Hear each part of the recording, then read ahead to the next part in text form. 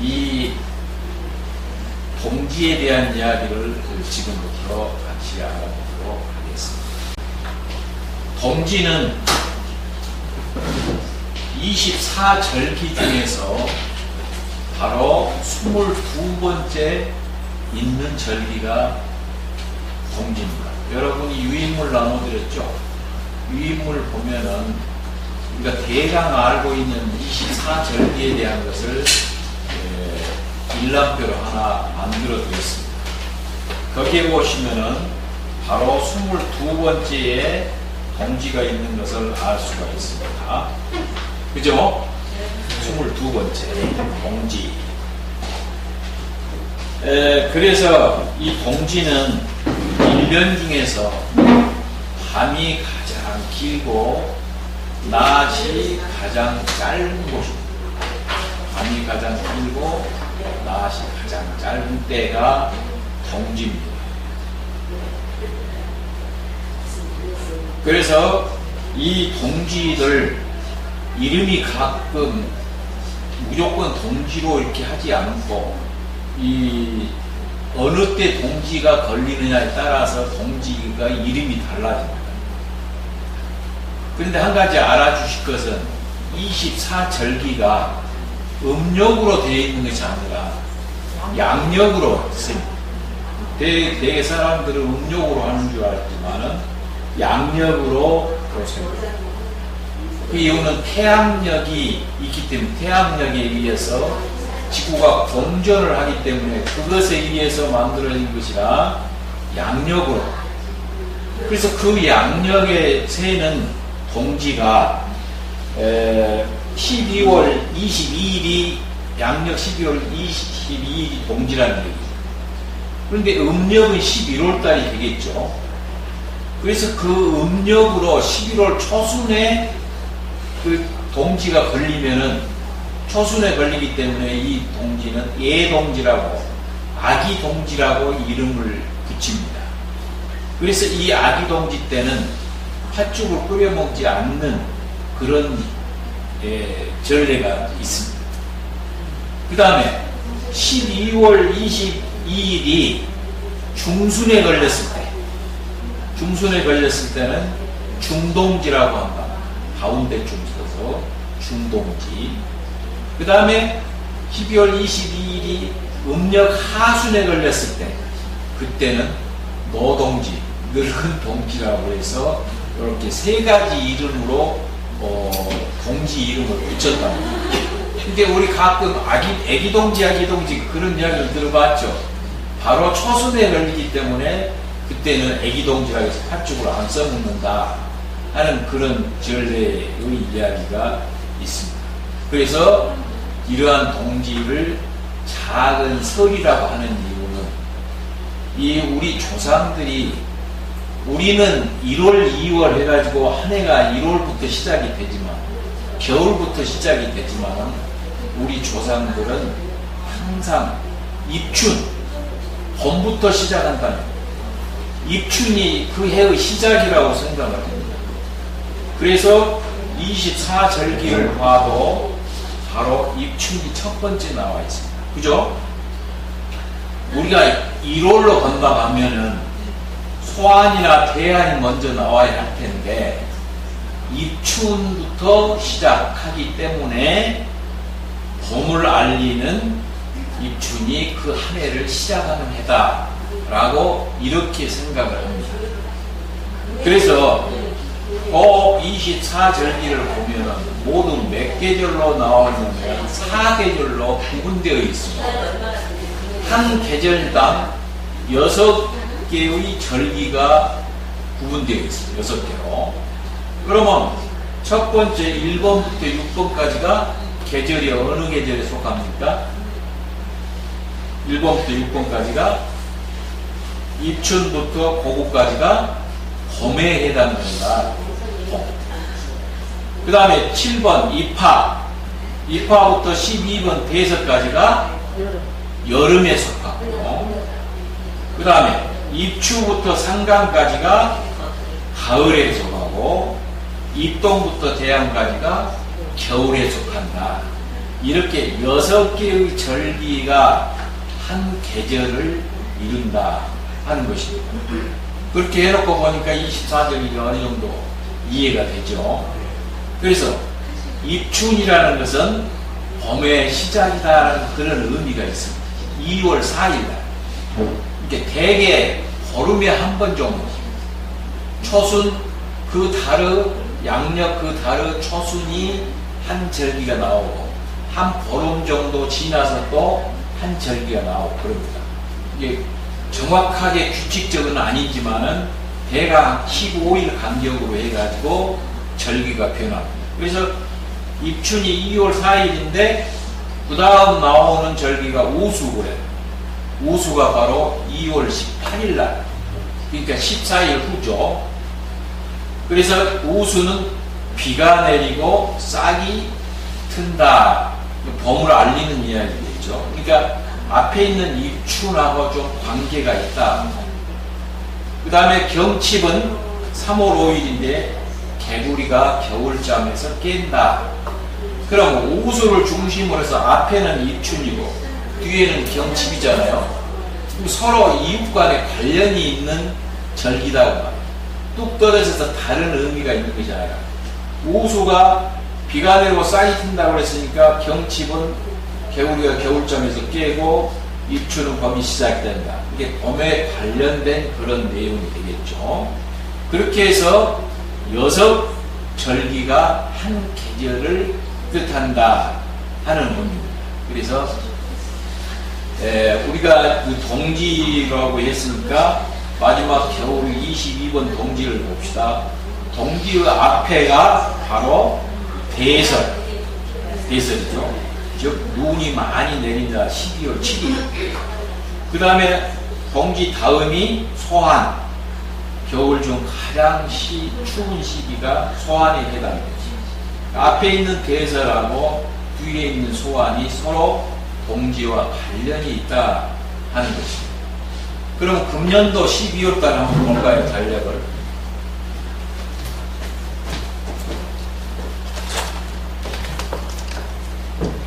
금년도 12월 22일이죠?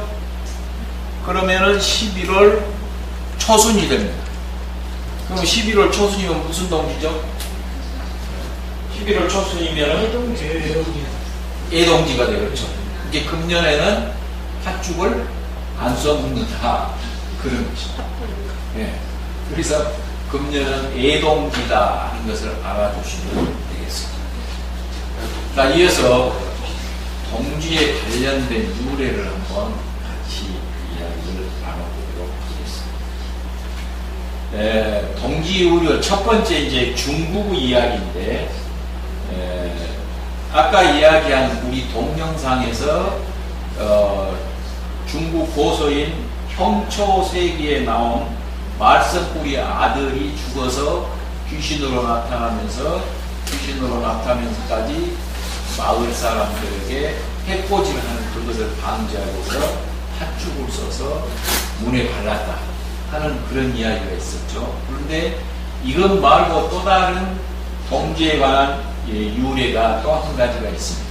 지금 화면에도 내놨습니다만 신라시아 때 설합니다. 우리나라 신라시아 때 아까 이야기 동영상이 나온 것은 중국에서 있던 설하고 이번 두 번째 유래에 나온 것은 신라시아 때의 설화로서 어느 선비가 있었는데 선비의 집에서 매일 그 선비의 집에 과객이 찾아왔습니다. 과객이 찾아와가지고 아마 바둑도 두고 여러가지 인생 훈수를 아마 두었는데 이것은 이렇게 사십시오 저렇게 사십시오 하고 그 과객이 훈수를 두어서 이 선비가 부자가 됐다. 그런데 이 과객이 매일 한밤중에 찾아와가지고 새벽에 닭이 울면 사라지고 했습니다. 매일. 그래서 결국은 이 사람 말대로 이 선비는 부자가 아주 큰 부자가 되었습니다. 그런데 재산은 많아졌는데 부자가 되었고 재산은 많아졌는데 몸이 아파. 선비가. 또 가족들이 같이 몸이 아파요. 자주 몸이 아파. 그래서 왜 그런 거 하고 근처에 있는 스님한테 한번 물어봤습니다. 스님한테.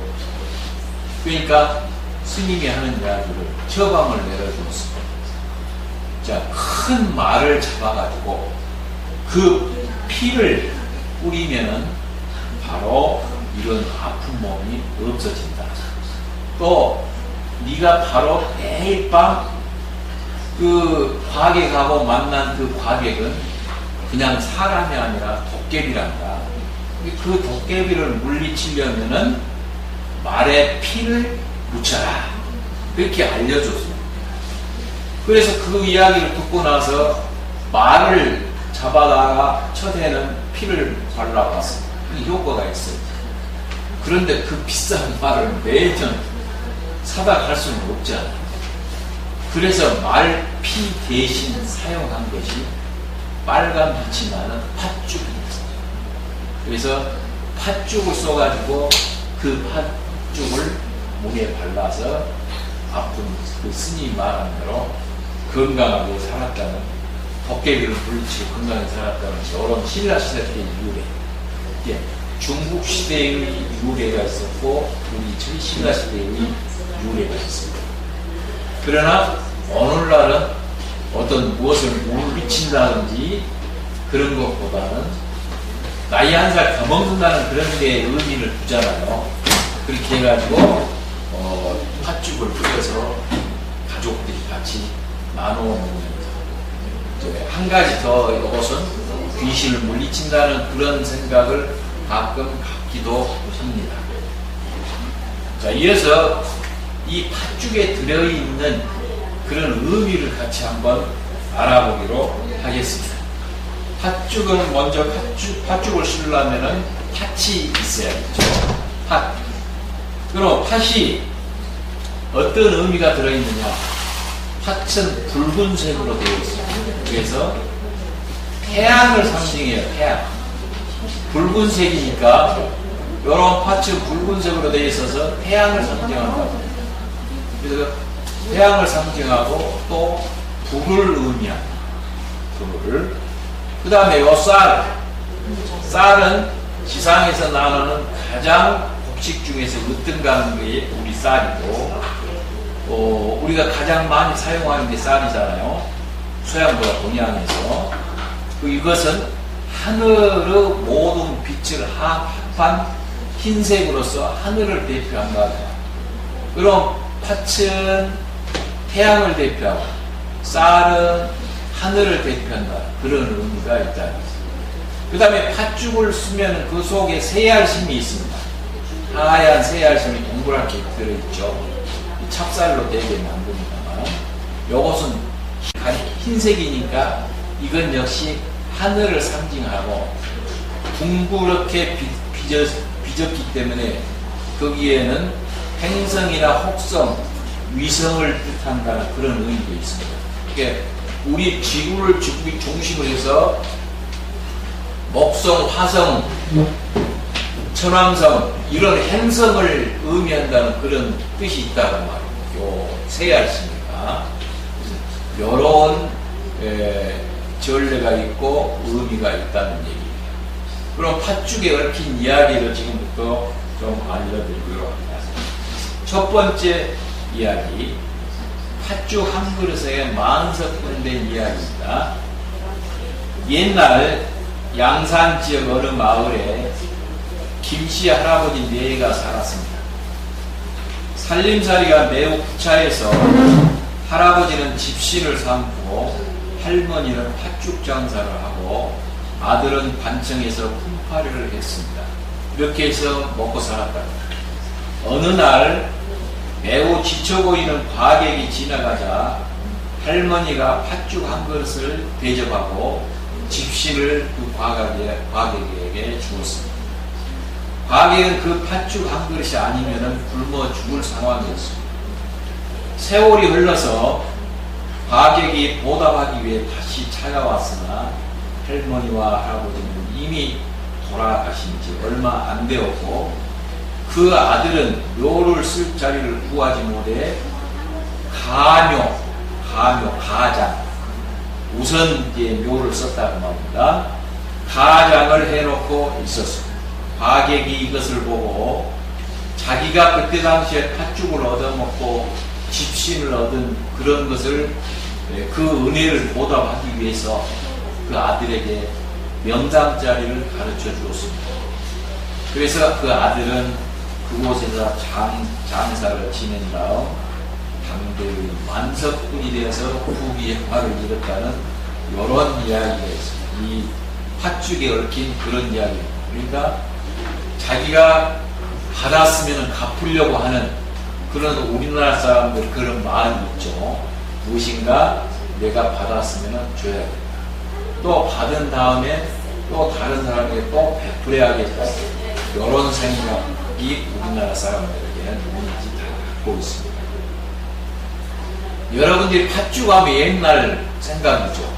집에서 팥죽을 써먹는 사람도 있었지만은 집에서 팥죽을 써먹지 못할 때는 어땠죠? 길가에가 있었죠. 길가에가 이런 항아리에다가 이렇게 배를 이렇게 딱 식지 않도록 몰아가지고 거기에서 팥죽 장사가 있었잖아요. 길가에. 그런 추억을 한번 말씀 한번 해보십시오. 그때 있었던 추억. 그때는 뭐 혹시 사 먹으셨어요? 안 사 먹었어? 그런 것은 보셨죠? 우리 권사님 뭐 그런 예 없어요. 예. 그래서 옛날에는 아마 우리 나이 때는 그런 것 전부 봤을 거예요. 길가에서 이렇게 팥죽 파는 것을. 이게 상당히 그 오래 전입니다만 아마 박정희 대통령 시절에도 아마 있었을 거예요. 팥죽 장사가. 지금은 전부 가게 안에 들어가서 팥죽을 팝니다만 그때 당시에는 길가에서 파는 팥죽을 파는 그런 장사들이 좀 있었어요. 그 다음에 두 번째 팥죽에 얽힌 이야기를 들려드리겠습니다. 시아버지와 며느리의 팥죽 이야기입니다. 어느 날 며느리가 가마솥에 팥죽을 끓였습니다.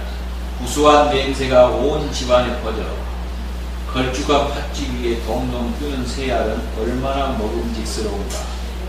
집안에 남아있던 시아버지는 그 냄새가 혹시나 한 그릇을 줄까 기다려보았지만 아무 기척이 없었습니다. 아이 먹고 싶어. 살그머니 방문을 열고 마당을 보니 며느리가 물동이를 이고 나가는 게 아닌가. 우물에서 물을 길어오려면 좀 시간이 걸리겠지 하고 그 시아버지는 생각하고 얼른 부엌으로 가서 팥죽 한 그릇을 퍼가지고 아무도 없는 집이지만 혹시 누가 볼까 집 안에서 먹지 않고 집 뒤편으로 가가지고 굴뚝 옆으로 가서 그 팥죽을 먹기 시작을 했습니다. 워낙 먹고 싶어서 냄새가 고소해서요. 그런 찰나 물을 길어온 며느리가 보니까 뜰하게 아버님 신발이 안 보였습니다. 아까는 분명히 있었는데 신발이 안 보여. 그리고 어디 가셨나 하고 방문을 열어봐도 역시 안 계셨습니다. 마실을 나가셨나? 식구들이 오면 혹시 식구들이 전부 모이면은 그 며느리가 생각하기에 내 몫이 있거나 할까 얘가 배도 고픈 차에 죽을 한 그릇 나도 먹자. 식구들 오기 전에 며느리가 그 죽을 조금 먹고 싶어서 그릇을 퍼서 얼른 자기도 누구 없는 사람을 보기 위해서 집 뒤편으로 갔습니다. 집 뒤편에 누가 있었죠? 시아버지가 집 뒤편에 있죠. 그걸 모르고 갔다고. 그런데 웬걸 거기 아버님이 계신 게 아닌가. 당황한 며느리 왈. 아버님 여기 계셨네요. 팥죽 한 그릇 드시라고 떠왔습니다. 그런데 이 팥죽이 어떻게 떴죠? 자기가 먹으려고 떠온 곳인데 아버님이 계시니까 요 팥죽 떠왔습니다 라고 거짓말로 이야기를 했습니다. 호들짝 놀란 그 시아버지도 모르게 먹다가 들켰으니까 몰랐겠죠. 그 시아버지 왈 아가 됐다. 안 먹어도 팥죽 같은 땀이 줄줄 흐른다 라고 말을 했습니다. 죽을 먹다가 며느리가 오는 걸 본 시아버지는 너무 급한 놈에 얼른 갓을 벗고 머리 위에다가 팥죽을 그릇을 숨겼습니다. 갓이 있는데 요 위에다 팥죽을 숨기고 갓을 써버리니까 안 보이겠잖아. 그런데 그 팥죽이 줄줄 흘러내렸다. 그것을 며느리한테 들켰으니까 뭐라고 했냐. 너무 더워가지고 땀이 뻘뻘 흘린다라고 그렇게 변명 이야기를 했다는 그런 이야기입니다.